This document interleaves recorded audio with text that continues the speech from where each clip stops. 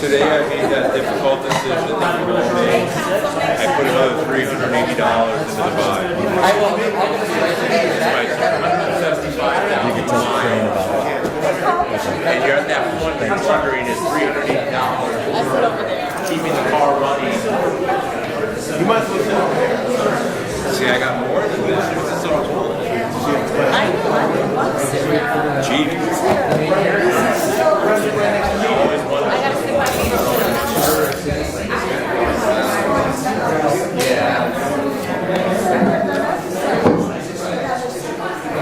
But I'm going to do it because I think I can get 200,000. You ever got 200?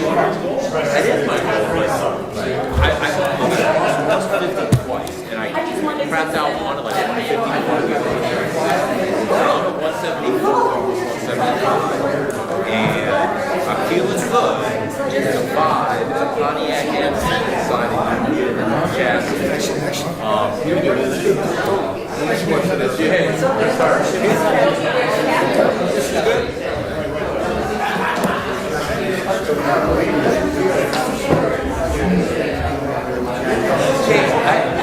I hope all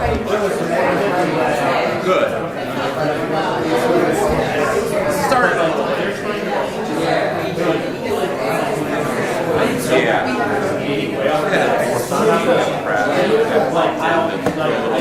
But great turnout. I mean,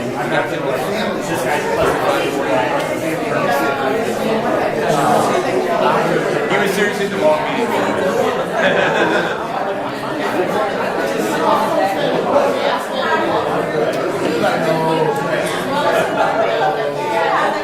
Yeah, don't do that again. $5 McDonald's.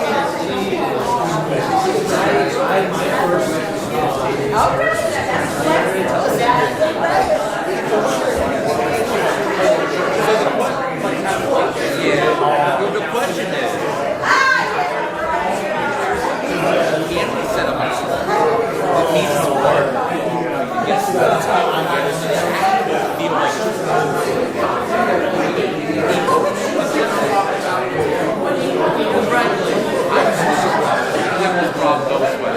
I had this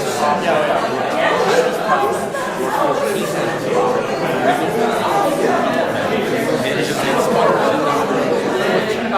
bigger footprint. This is state, national issue. How you doing, young man? Who are we going to do? This is about what's going on with, funding for health and so can we put something together that brings us all into the same room with more people, create more energy? It could be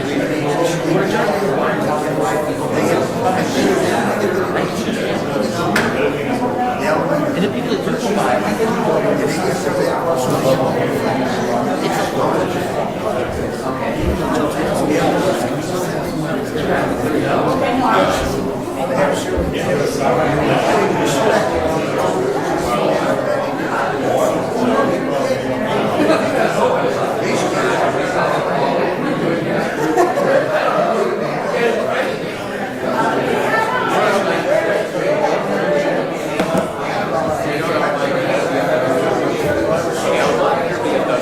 anybody anywhere, 17, 16, 11, I can do one of these. She can do one of these.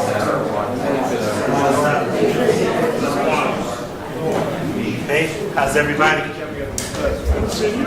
Sure, how are you?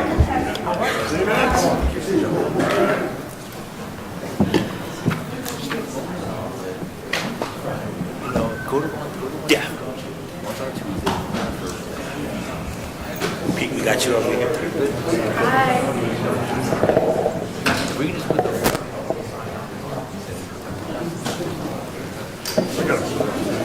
How you doing?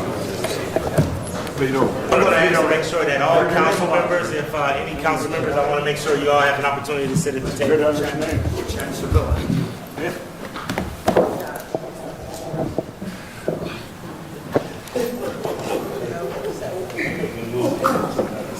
You want me to sit down? next to him? No. How you doing?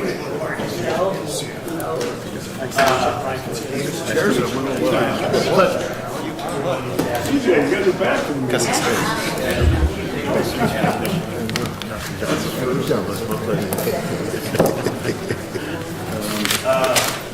Take one of these and pass this around.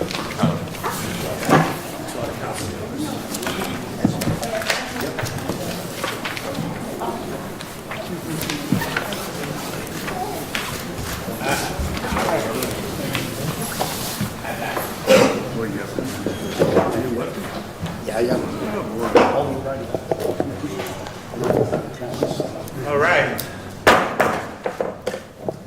Good afternoon, and thanks everybody for coming today. This is a special session of council, and before we get started, I would like for a moment to make sure that all council members as well as our guests have an opportunity to introduce themselves, and then I'll go over the purpose of the meeting or what we're trying to accomplish here today, and then we'll hear in succession from myself, Councilman Mike Polensik, who's the Chair of Public Safety. We'll hear from Director Ronald Davis. Then we'll also hear from Mr. Pete Elliott. I apologize, Pete Elliott, then Director Davis. And then we'll do Q&A with members of council and from our esteemed communities, and do Q&A with the team that we have here today. Okay? So I'll start off. I'm the council president for the city of Cleveland, as well as the representative for the Ward 6 community of the city of Cleveland. That includes the area around the Cleveland Clinic, which is Fairfax, Buckeye, Little Italy, Larchmere, East 93rd, a part of Slavic Village, and then the Buckeye neighborhood and the Woodland Hills neighborhood. And once again, my name is Blaine Griffin. I'll go this way, and then we'll end up with Director Davis. Councilman Mike Polensik. I represent Cleveland's 8th Ward, which is North Shore Collinwood, Collinwood Village, and East Glenville, and I am the Dean of Cleveland City Council. Good afternoon, Councilwoman Jasmine Santana, representing Ward 14, and the neighborhoods are Stockyard, Brooklyn Center, Park Fulton, and Tremont North. Good morning, Council President. My name is Brendan Sheehan. I am the Administrative Presiding Judge in Common Pleas Court. Good afternoon. I'm Brian Casey. I represent Ward 16, which is the neighborhoods of Jefferson, Bel Air, Puritas, Longmead, in the West Park neighborhood. Hi, I am Jenny Spencer. I serve Ward 15, which are the Detroit Shoreway, Cadell, and Edgewater neighborhoods. I'm Chris Harsh, Ward 13, that's Old Brooklyn. Good afternoon, Councilwoman Stephanie House, Ward 7.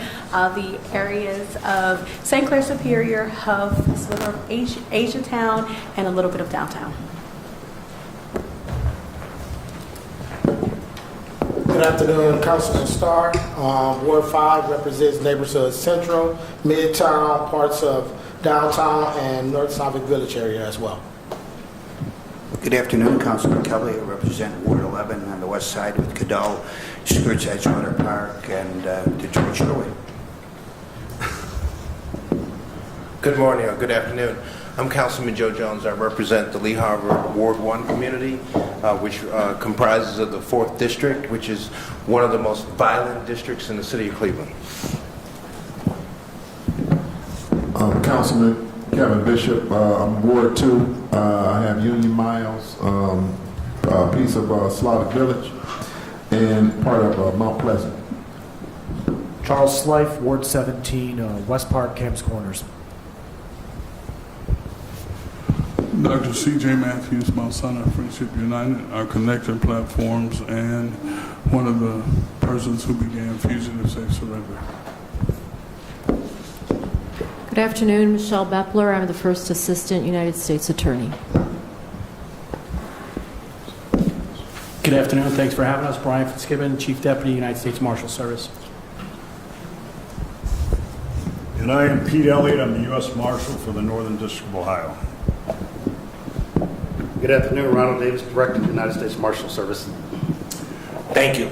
I also want to make sure if he could please stand. We have Steve Vukmer from the Adult Parole Authority, and I forget his, what's your name? Tyshawn Irby. Tyshawn Irby, both from the Adult Parole Authority. They are here to hear some of the concerns from Cleveland City Council as well. But the roundtable is going to be with council and the Marshal Service. Can I just note, Mr. Irby, weren't you a person that got recognized for like the something of the year a couple years ago? Yes, he was. What did you get recognized for? Parole officer. He was the parole officer of the year. I recognize him. Great to see you here, Mr. Irby. Thank you all for being here today. Just to go over a couple of ground rules before we get started and before we go into the purpose of the meeting. We're going to do this just like we do in any other council hearing. However, we only have a limited amount of time. I'd ask that any colleagues that have questions, limit your questions directly to the Marshal Service. They're going to give a background about what their focus is and what they work on. Number two, please limit it to a question. Because of time, we don't have an opportunity to really hear about, to go in detail with some of the, concerns you may have. Once again, this is a forum really to have an open dialogue, to really kind of hear from them on best practices, but also to really hear our concerns as a community and also as a council. I will tell you that my pastor, my good friend C.J. Matthews is here. We've had a long relationship of doing fugitive safe surrender and working closely with my very good friend Pete Elliott of the Marshal Service. They'll describe what they do, but the purpose of us being here today is because we know that we have a violent crime epidemic in the city of Cleveland. Even though we're down approximately 9.4 percentage points. Last year was approximately 170. We've seen a steady incline since COVID, where it's gone from 180 homicides in 2020, 170 in 2021, and the UCR, Uniform Crime Reporting Statistics, show that we're at approximately 154 now. Now, we know that those numbers could change based on if there were persons that were injured and then they unfortunately expire in the following year, so those numbers sometimes can adjust. But we know that we have a violent crime problem in the city of Cleveland, and we know we have, even more importantly, a gun problem in the city of Cleveland. So Marshal Elliott and Mr. Davis reached out to us as Cleveland City Council because they really just want to hear how they can work closely with Cleveland City Council, the broader community, and the clergy and everyone else on addressing violent crime in the city of Cleveland. So with that being said, I do want to turn it over to my colleague Mike Polisic for a couple of remarks, and then we'll take it and turn it over to Pete Elliott.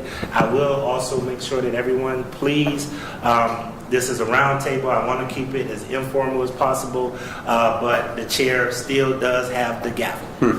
So please acknowledge if I need to move us on, because once again, we don't have the traditional 15 to 20 minutes for each member to have discussion as we might have in other hearings. So, Councilman Mike Pleas. Thank you, Mr. Chairman. I want to thank you for coordinating this action today at Cleveland City Council. I want to thank Mr. Davis for coming in. I know you have a very busy schedule, and to come into Cleveland and be able to meet with us, I certainly appreciate it. As the Council President indicated, we're very much aware of all in City Council of the crime problem that we have. Council members are at the forefront. They're the first line of the fight against crime in our communities, along with our members of the Cleveland Division of Police. We're very much aware of the flow of fentanyl into the city of Cleveland, which, as I indicated before this meeting, Ohio now has the distinction, I believe, of having number 5 in fentanyl deaths. So we're seeing cartels, we're seeing the gangs moving fentanyl into the city of Cleveland. We're also experiencing, and we're seeing this not only here but locally, nationally, increase in gangs stealing, involved in carjackings, car theft. But I also want to indicate, I am so appreciative that we have Pete Elliott here. The council president, I know, has a very close working relationship with him, and I've established the same kind of working relationship with Pete over the years. And I can tell you, when we have a problem in Northeast Ohio with regard to going after the worst of the worst, the most violent individuals on our streets, we don't call Ghostbusters, we call Pete Elliott, okay? So, because Pete Elliott and his team have done a magnificent job, and I want to thank all the other law enforcement folks who are here. U.S. Attorney's Office, I'm appreciative of what you have done with Operation CLE in the past, and we hope to see that established again in the city of Cleveland, where we can go after the worst of the worst that are causing the big uptick in violence in our neighborhoods and are continuing out there doing their thing and having an adverse effect on our neighborhoods. Thank you, Mr. President. Thank you. Thank you, Councilman Valencia. I will turn it over to Pete Elliott for remarks, U.S. Marshal for the Northern District of Ohio, Pete Elliott, and then Pete Elliott can do the honors of introducing Director Davis for comments, and then we'll go on to Q&A. Well, thank you. I first want to recognize the shirt that Brian's wearing from the greatest high school ever. It's an honor to be here. I've been served for the last 20 years as a U.S. Marshal for Northern Ohio. I want to tell you this. We have a great partnership with the city of Cleveland, period. We have a number of officers assigned from Cleveland Police. We have 125 agencies, including the state troopers, adult parole. But, you know, our hub is the Cleveland Police Department and the work that they do every day with us. And we're so thankful for that partnership. Pete, can you step to the mic? Because I want to make We're sure. very thankful for that partnership with Cleveland. The police chief we met with a little bit ago, with the deputy chief. It's just been an honor to work with them and to work with city council. We've done a lot of work over the years, and we've all known each other, right, Judge Sheehan, for many decades. And we have a great U.S. Attorney in Michelle Baeppler. We got great partnerships within the community, especially with the ministers. I would love at some point to see fugitive safe surrender come back. That's something that the director has talked to me about in the past, and that we're going to take a look at not only locally but nationally. So we're honored today, and the director will get into the nuts and bolts. We're honored to have our director here today. What I like about this director, and it's no offense to any other directors, but he was a policeman before. And I think that's so important, especially in all our professions. He spent 30 years in California law enforcement, former police chief, also ran the COPS program where he was appointed by President Obama a number of years ago. So, you know, he knows the needs of the Marshal Service, and that's what we like. And I feel optimistic about our future, and I feel very optimistic about our continued partnerships here in the city of Cleveland. And real quick, Brian Fitzgibbon, anything you want to add? Chief Deputy, always there for support, love the guy. Brought him here from New York years ago. He's never leaving. He loves Cleveland. So with that said, I'll turn it over to Director Davis. Thank you, Marshal, and good afternoon, everyone. So I got to put up one quick piece of information that's really, really important to the Parole Officer of the Year. No offense to the director sitting next to you, but the Marshal Service is always hiring. Well, he's a former task force officer. If I could interject, he was also the U.S. Marshal Task Force officer. So you're already part of the family. Come on board. And I believe your son's in the process, right? Yes. All right. Be a deputy. All right. We'll talk afterwards. But no, thank you for the invitation. And before I get started, let me just kind of give you an idea what the Marshal Service does and why I'm here and what we're looking for. And I think a part of this, I'm glad Pete mentioned, the Marshal mentioned my 30 plus years in local law enforcement. And because I've come from local law enforcement, then I understand at the grass level the value of local control, grassroots participation, community-centered responses, and the impact of all the decisions we make in law enforcement that can and does have a continual impact on our communities. And so from a federal agency point of view, we need to recognize that, because then our role is based on supporting that effort, not leading it, and basically understanding the effort, not trying to just make it fit in a very comfortable narrative. So that's very important to me.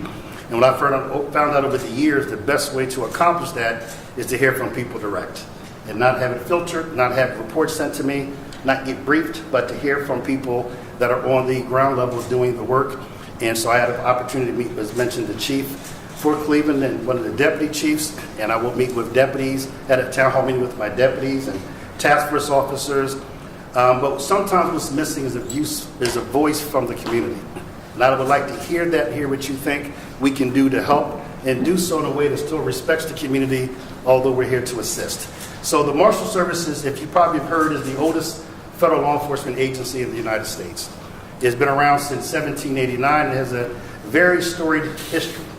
I will summarize it to this. I think we reflect the evolution of the country in the sense that we're the one agency that reflects our evolution. We went from enforcing from dark years of enforcing the Fugitive Slave Act to enforcing the Civil Rights Act, to protecting people like James Meredith, Ruby Bridges, the civil rights, things of that nature. And our primary focuses are really a couple things. One is protecting the judicial process. This is why we're in courthouses, the federal court buildings, protecting the judges, the prosecutors, the witnesses, the defendants, everyone that's in the process in the over 400, 500 courtrooms around the country, something like 2,700 judges and magistrates, and 30,000 people in the system, prosecutors, assistant prosecutors, that we take very seriously in the protection of that duty. The second piece, which we're probably also very well known for, is the tracking down and the apprehension of fugitives. This will be, for the media here, you'll get an early press release that we have not yet put out. And that is in fiscal year 22, that we have made over 75,000 fugitive apprehensions. And that would include over 9,000 sex offenders. And I think this one matters a lot to the communities, as all of them do. Over 5,700 homicide suspects have been apprehended in partnership with the marshals and our state and local partners to try to make our communities safer. We have other duties, whether it's focusing on missing children, missing endangered children, tracking down sex offenders, and a few other, and also doing asset seizures and forfeitures to make sure that those proceeds go back to victims and to support the efforts to make our communities safe.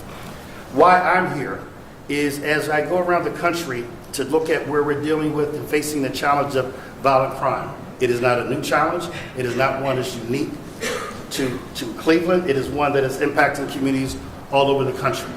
It sometimes goes up, sometimes it goes down. I think the better we understand why it goes up, the better how we can respond to it, and then identify what role the Marshal Service can play to provide that assistance. I sincerely believe through my time in local that with any community, it's a small amount of people exacting a lot of violence and disorder that are terrorizing our communities. And the better we can focus on that small amount of people, the better response that we have. And that focus cannot just be handcuffs. And so this is why I want to hear from the community, whether it's community programs, whether it's outreach, whether it's engagement, whether it's free entry, whether it's basically addiction. But there also has to be a high level of accountability.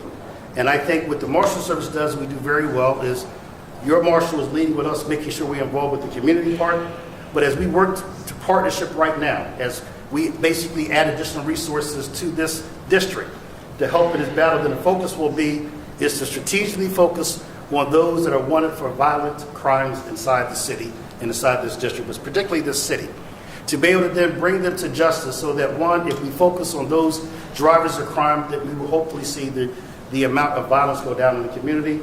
And two, which is not talked about enough, it brings some form of justice to the families when the person who has exacted that kind of violence is held to account and is introduced to the criminal justice system appropriately. And so I think that's where we can assist. I think we are here to provide the assistance. But I want you to always think that we're not, when I was a police chief years ago, we had a phrase that we used to joke about the federal government. They would always come up and say, we're from the federal government, we're here to help, which means we're here to take over. We're here to basically tell you what to do, and that hasn't been the case in many years. And so why we're here is I want to hear from the community. I want to hear from elected leaders. I want to hear from the police department of what we can do, something to do something different, something better, something more of, so that not only can I impact the U.S. Marshals, but the U.S. attorneys here, and I know she's listening as well, and both of us will take this back to the Attorney General of the United States as we start looking at strategies how to move forward, because this fits into the priorities of the Biden administration and to my boss, the Attorney General of the United States. So thank you so much for the invitation. I look forward to hearing your questions, and I agree with you. You have a tremendous U.S. Marshal, and he is not shy in asking for resources. He's not shy for basically say leave him alone when he's doing something that's working and he wants to keep moving. And he has been relentless and for the fugitive safe surrender. And so we will have that discussion to make sure that you have the ability to run a program necessary and you think with our support. So thank you guys very, very much. And just one quick note, just within this past year, I believe, Ann, right? Last year, we had arrested with Cleveland Police Department 72 individuals for homicide alone. And so the problems here are the same problems. We have 40 counties that we oversee for the Marshal Service, from Cleveland, Akron, Youngstown, Toledo, Mansfield, Lorraine, all the way down to Marion. In each big city, we have partnerships in each of those cities, but there's gun violence in all those cities, and there's homicide arrests like I've never seen before, especially within the last 2 years in all the major cities. So it's not only Cleveland, it is happening in the U.S. Attorney will agree, in our major cities across our district of the 40 counties.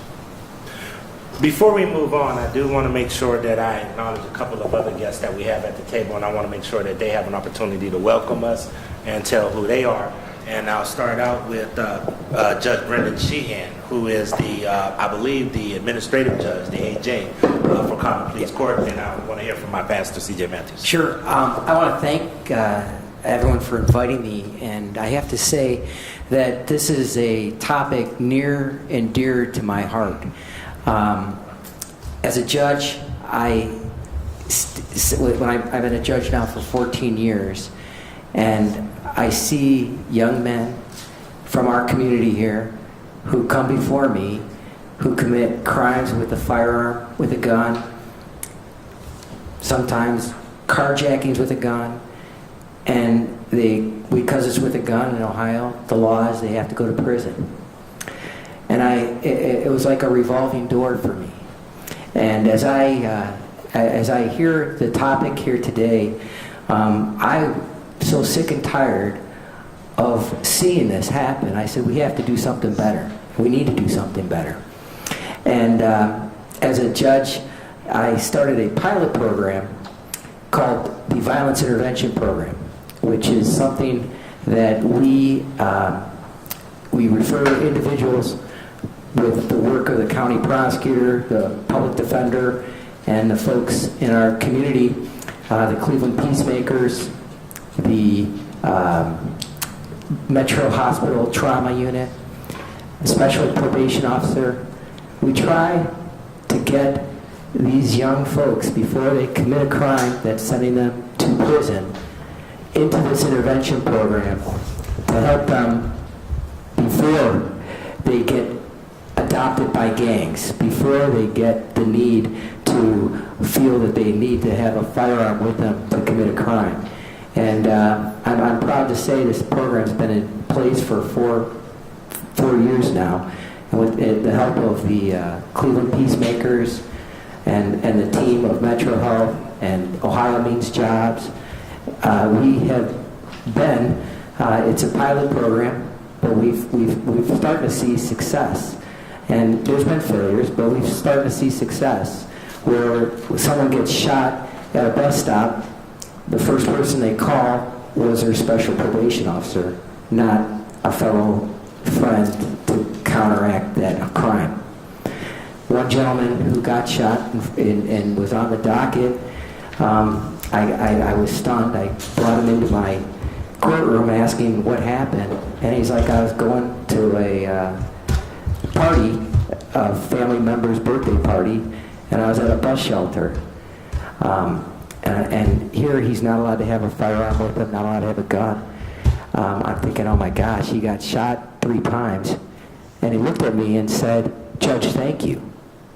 And I looked at him and I go, what do you mean, thank you? He said, thank you, because if I would have had a firearm, there would have been 4 people dead at that bus stop, not just me shot.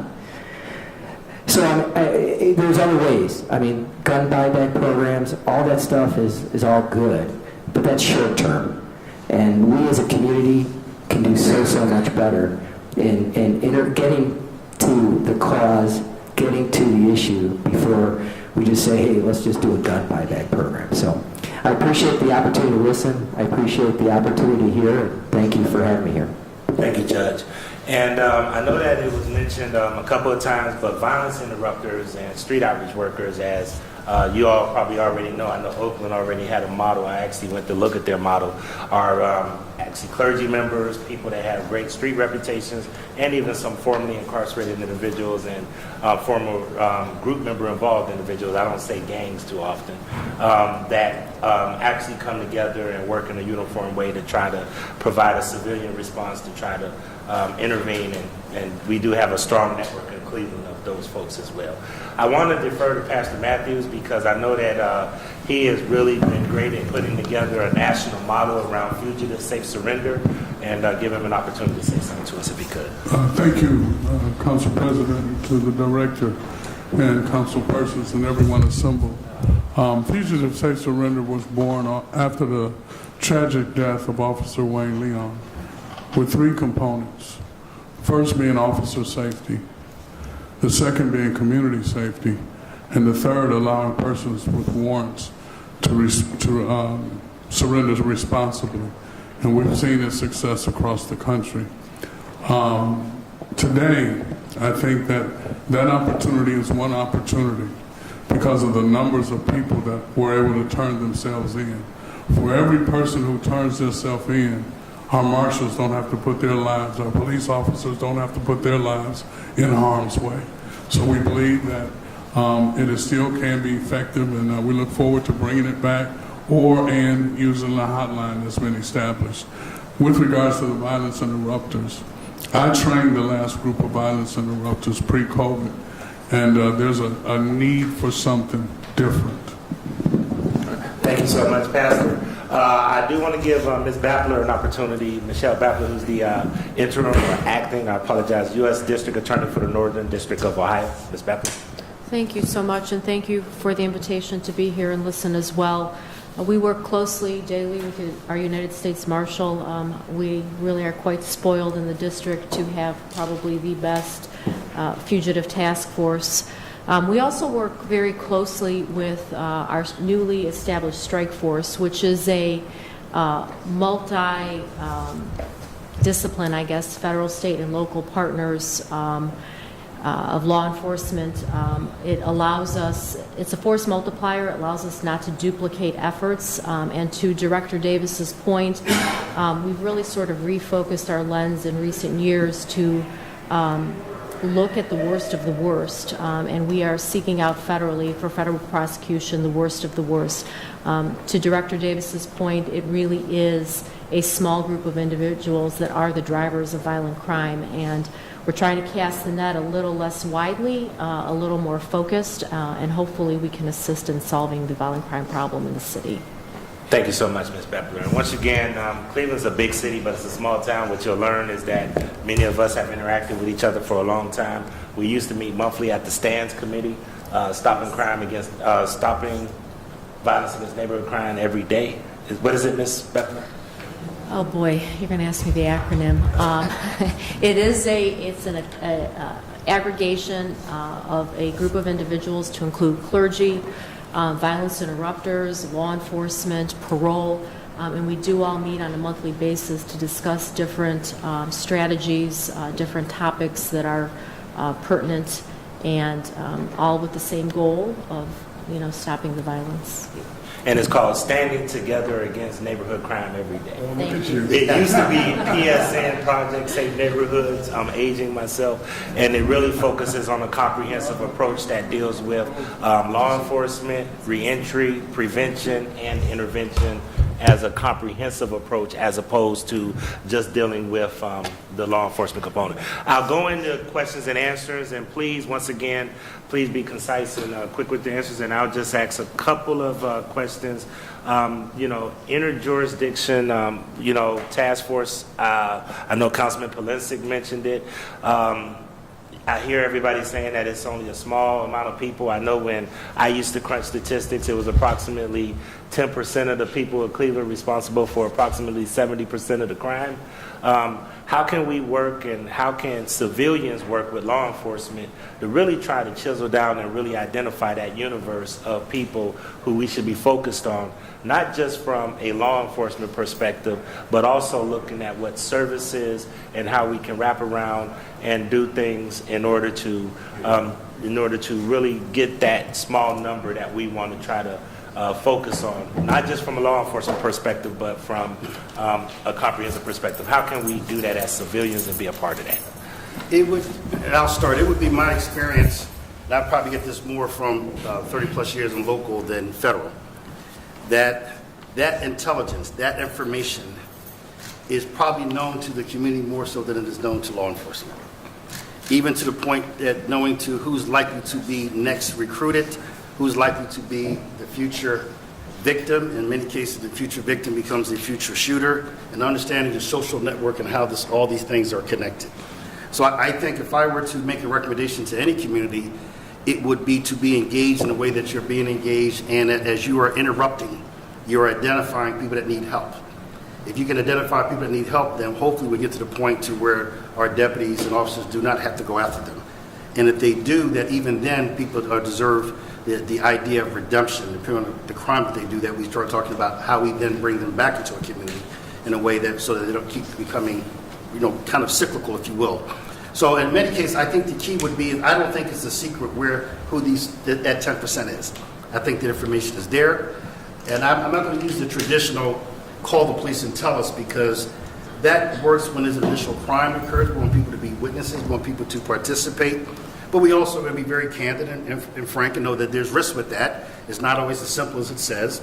But I think the intelligence is there. The more engagement you have at that level that you're talking about, whether you want to call it interrupters, whether you do focus deterrent or call-ins, the more you engage and the more you know, the more that we can then direct resources. But then you're going to have a balancing act. That a violence interrupter, a street outreach worker, has to have a level of respect and credibility. And part of that can't be that you didn't hand the list over to the local PD. So there's things that go with that. But I think working those out and understanding that dynamic is the key to identify that list. It is then incumbent on law enforcement to have the intelligence, and this is the key. I think this is the uniqueness and one of the strengths of the United States Marshal Service.